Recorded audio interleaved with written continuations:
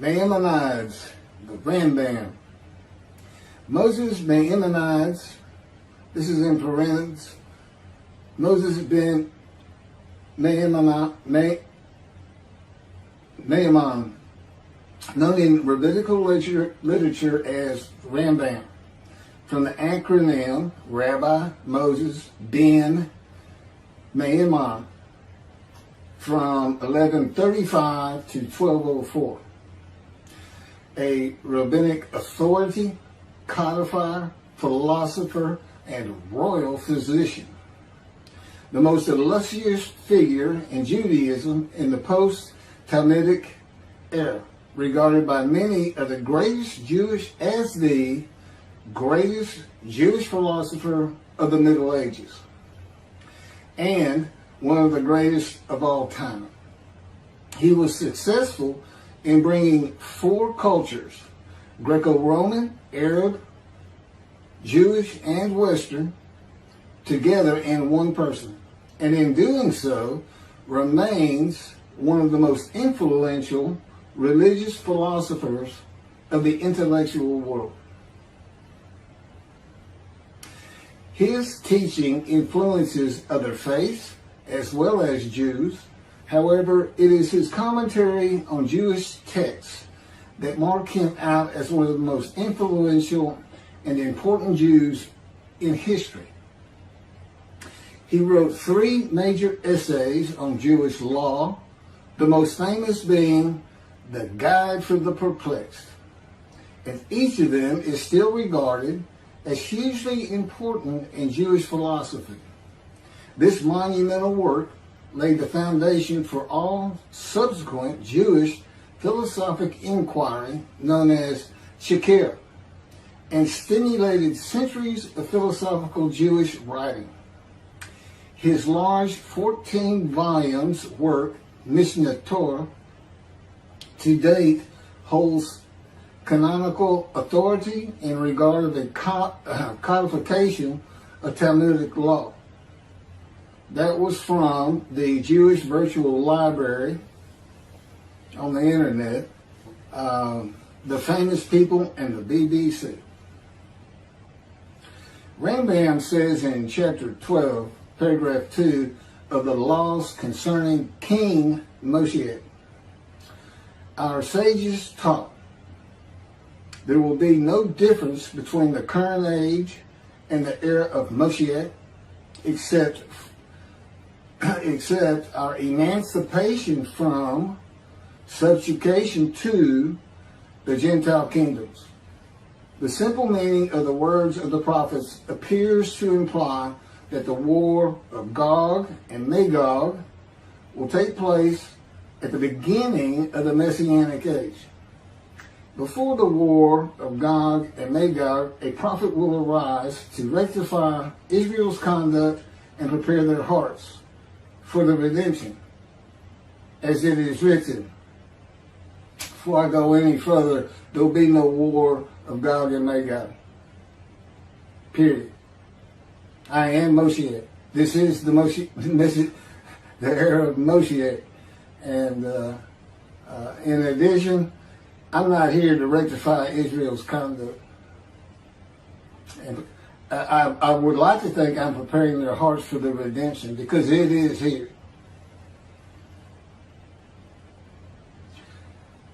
This is from Malachi chapter 3, verse 23.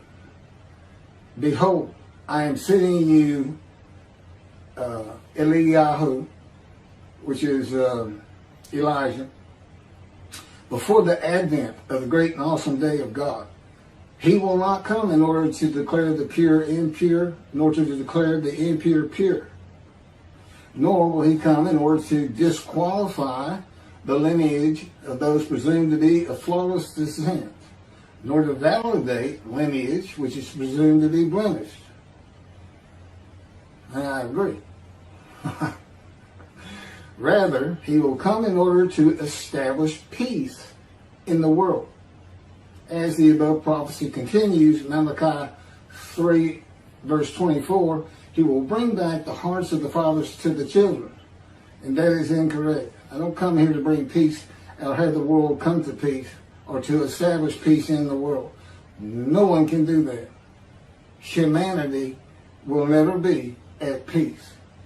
It's just not what man is. It's not how things have ever worked. Elijah does not come to establish peace in the world. And again, God dictated this to me. I didn't come up with all this on my own.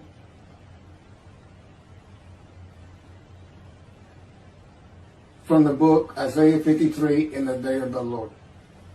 Elijah does not come to establish peace in the world, but to make the many righteous by his knowledge in reconciling the sons to the Father and the fathers to the sons of the family members, one to another, of the Jewish people, by having them be mindful of the teachings God gave Moses at Oreb, and to the practice of Judaism.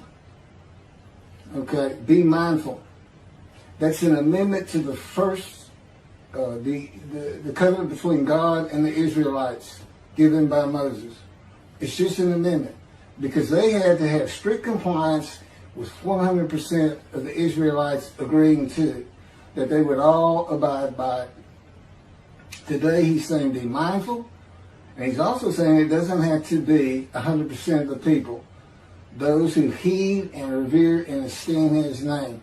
And he knows it's not going to be all of the Jews, notwithstanding the fact he has forgiven their sins and remembers their iniquities no more.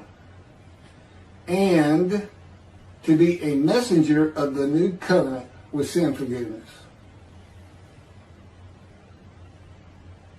That's why it's new. There's an amendment to it, and in addition to it is sin forgiveness. That's the only difference. I will be your God and you will be my people. That's the covenant. And it's never changed. It's never gone away. It's new only in the sense that there's been an amendment to it, and in addition to it, and it's a ratification and confirmation of the covenant at Mount Sinai, or Rambam and the sages say in chapter 12, paragraph 3 of the laws concerning King Moshiach. God makes it real clear. He calls Moshiach, my servant David, a shepherd. He's a teacher. There's been no Davidic kingdom, dynasty, that Rambam thinks is coming. And that's all you have.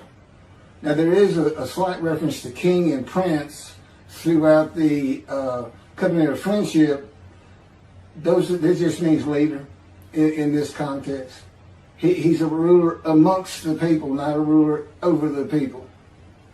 This is just Rambam's rendition of what a Davidic kingdom would be, but it's not in the Hebrew Bible.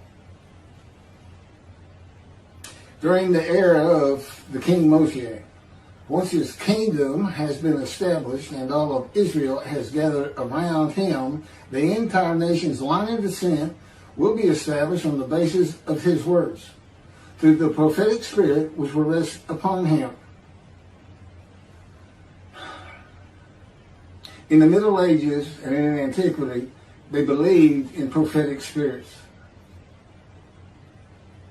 This will not happen. I do not have a prophetic spirit. The Spirit of God alighted upon me, but he's a person. Now, he helps me. He'll tell me things and teach me things. But there's no such, there's by and large, nobody believes in that kind of thing anymore. That somebody can just prophesy. God prophesied. He has absolute knowledge of humanity from Adam on to the ends of the earth. Okay, now he can tell a man, write this down, or go tell the people this. But this just comes from him by knowledge. No man gets a spirit upon him and all of a sudden he can prophesy.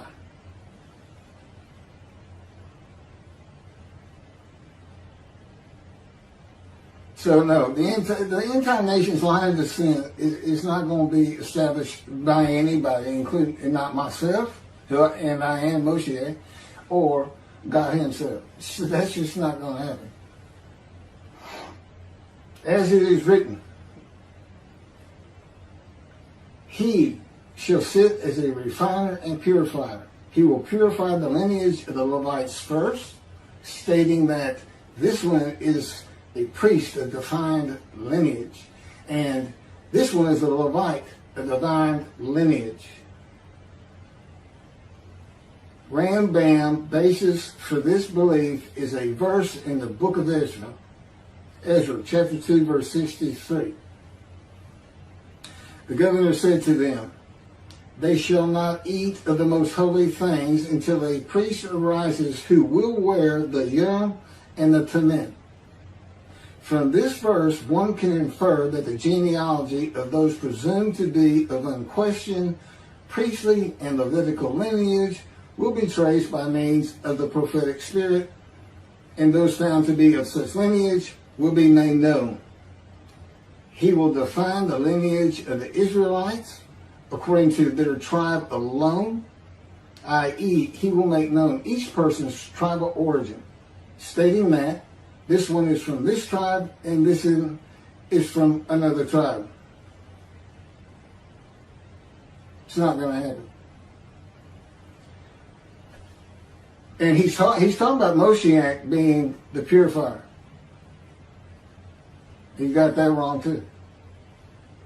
He shall sit as a refiner and purifier from the first paragraph of chapter 12. Paragraph 3 is not Moshiach. God purifies and refines. And he comes with Elijah and the angel of the covenant that you desire. Rambam says the prophetic spirit will rest upon the anointed one. The prophecy of the Hebrew Bible, the prophecies of God. I just gave you my summarization of before I read this, of what I'm about to reread. The difference is, this sounds better, and this is what God dictated.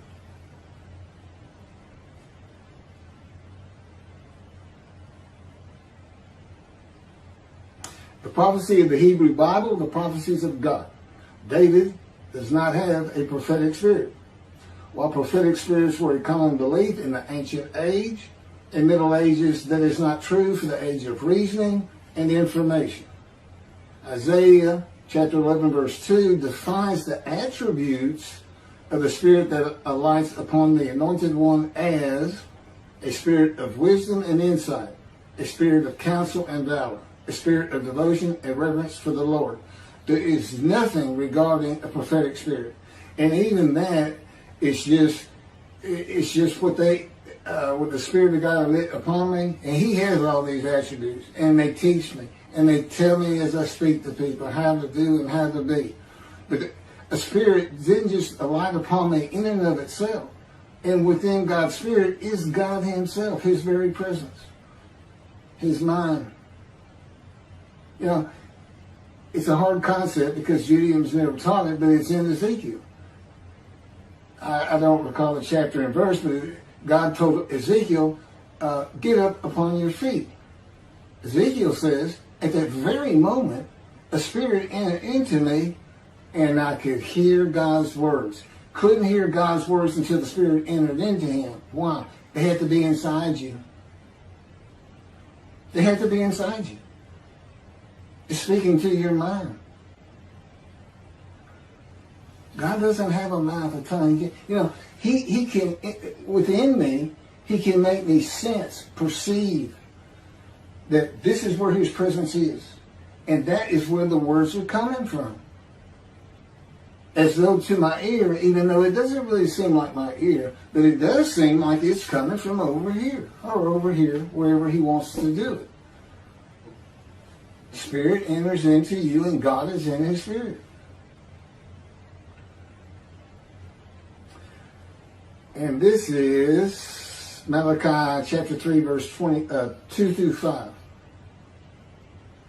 But who can endure the day of His coming?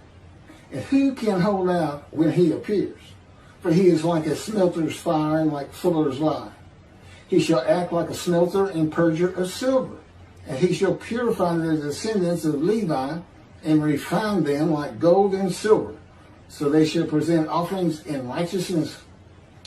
Then the offerings of Judah and Jerusalem shall be pleasing to the Lord, as in the days of yore, and in the years of old.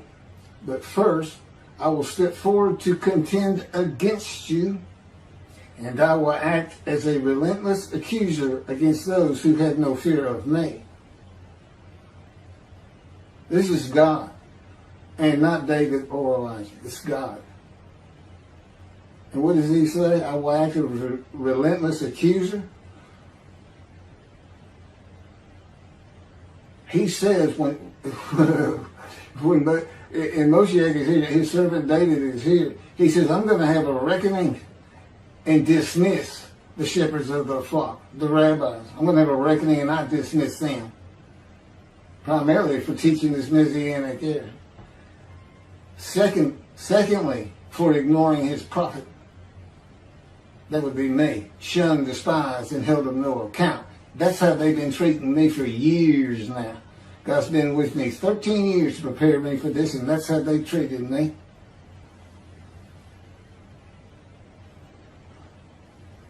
In Hebrew writing, it is common to express the same idea twice. Okay, God's telling me to move on. I don't need to hear that. It just had to do with smelting and this and that. In Malachi 1 and 2, the priesthood has been defiled. They offered polluted offerings. They had turned from God, refused to listen to him, and they profaned God's covenant.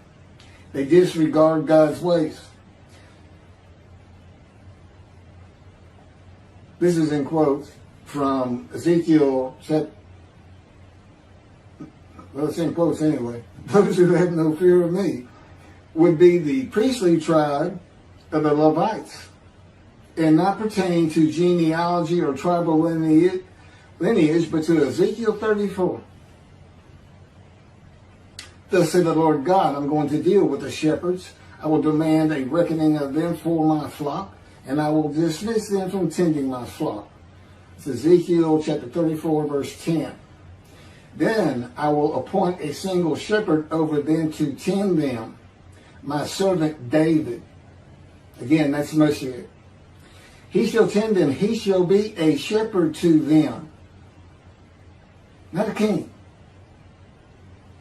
I, the Lord, will be their God. My servant David shall be a ruler among them. I, the Lord, have spoken, and I will grant them a covenant of friendship. Malachi chapter 3, verse 3 says that he shall purify the descendants of Levi and refine them like gold or silver, so that they shall present offerings in righteousness. This would be those rabbis who accept the words of the prophets of God as interpreted in this day of reasoning and information, and not as interpreted in the ancient age and middle age. If you want to be purified, if you want to get out from under the dismissal, you're going to have to learn everything God dictated to me in Isaiah 53 in the day of the Lord, and the second book, the life of God's righteous servant of Isaiah 53, which is my life.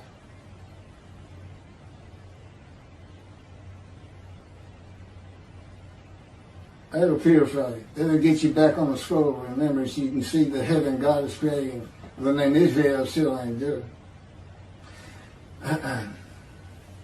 The era of redemption, restoration, and exaltation versus the day of the Lord, as found in the book. Rambam and the sages interpreted it as a prophecy that Moshiach, with a prophetic spirit, will determine the lineage of the priests and Levites from a verse in the book of Ezra. I've covered this. Anyway, the governor said to them, they shall not eat of the most holy things until a priest arise who will wear the Urim and Thummim. This has nothing to do with genealogy of Levites today, or purification and refining, or a prophetic spirit on Moshiach. This is not a prophecy of a high priest arising. And it is not Moshiach, but an answer to those that could not prove they were Levites. when the verse is put into its proper context. This is Ezra chapter 2, verses 61 through 63. Of the sons of the priest, the sons of Habiah, the sons of Hakuz, the sons of Barzillai, who had married a daughter of Barzillai and had taken his name. These searched for their genealogical records, but they could not be found. So they were disqualified for the priesthood.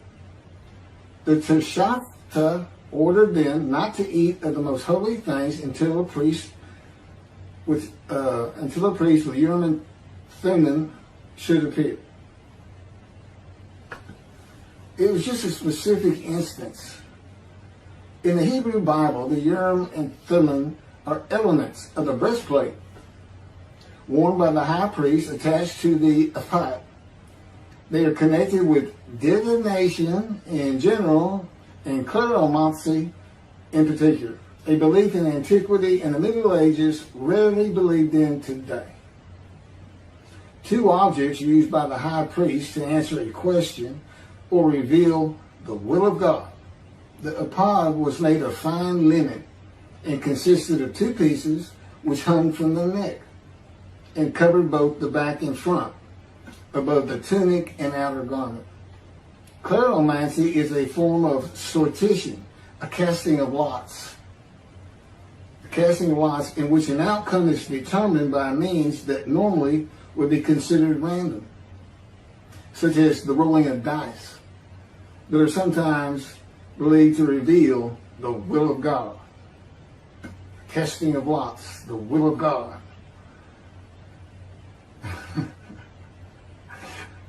This is not believed in today.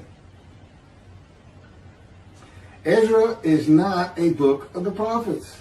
Teshachta was not a prophet and did not speak the words of God.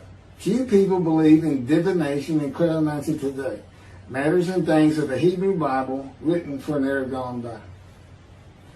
In summation, as great as this man was, and we're talking about the year 1200 or so when he died, born in the 1100s, he was an incredible man. There's no doubt about it. But he didn't have the science, the medicine, the knowledge, the information, the ability to get information that we have today. It's a different time. We just don't believe in some of these things they believed in. You can't just say our sages say. Now, Rambam also, I can't believe it's not in here. He said Moshiach is going to perfect the world, and the entire world is going to speak Hebrew. Okay? And he gets that from Zephaniah chapter 9, verse 10. God says, and I think most people have heard this phrase, they shall be a people of a pure speech. He takes that to be the people of the world.